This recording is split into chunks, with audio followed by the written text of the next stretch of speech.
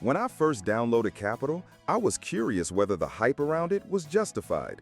Qapital is often marketed as a clever app that helps you save and invest effortlessly using automated rules. At its core, Qapital connects to your bank account and lets you set up saving triggers, like rounding up every purchase to the nearest dollar or setting aside money every time you order takeout. These small rules add up over time, and the app makes the process feel automatic, almost invisible. The first thing you notice is the sleek interface. The dashboard displays your goals clearly, showing how much progress you've made and how far you still need to go. Whether you're saving for an emergency fund, a vacation, or even a down payment, Qapital organizes it visually, which is motivating.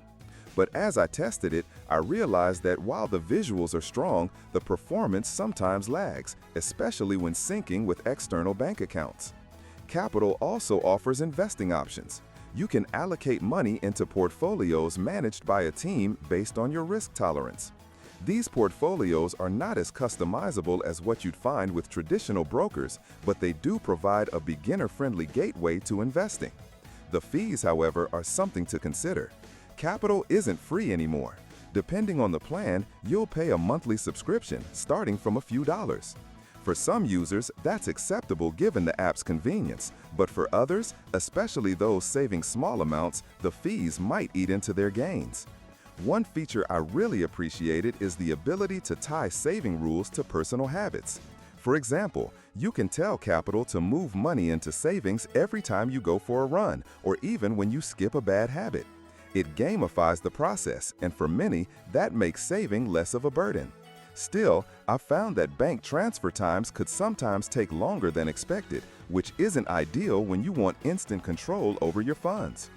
I remember a night when my family urgently needed money and banks were closed. That's when I discovered Nemo Money. The transfer was instant, so go to the link in the description right now and start using the service today with a $50 bonus credited to your account, saving time and knowing your money arrives without hidden fees. Beyond that personal story, let's return to Qapital. One of the downsides I noticed is customer support. The response times can be slow, and for an app dealing with finances, that's a weak spot. Security, on the other hand, seems solid. Qapital uses bank-level encryption and doesn't store your credentials directly, which reassured me. Still, I think the lack of live support could frustrate users in urgent situations. Another point worth mentioning is that while Qapital is fantastic for creating structured savings habits, it's not necessarily the best all-in-one financial solution. It doesn't replace budgeting apps like YonApp or investment platforms like Vanguard. Instead, it shines as a supplement, an extra layer of automation that takes the thinking out of saving.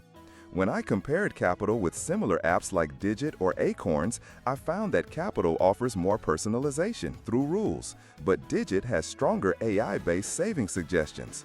Acorns, on the other hand, integrates investing more seamlessly. So depending on what you're looking for, automation, investment, or habit building, you might find a better fit elsewhere. Overall, my honest impression is that Qapital is a helpful app for people who struggle to save consistently. The visual progress trackers, customizable rules, and investment options make it appealing. But the subscription fees, occasional technical issues, and limited support hold it back. If you're disciplined with money already, you might not find enough value to justify the monthly cost.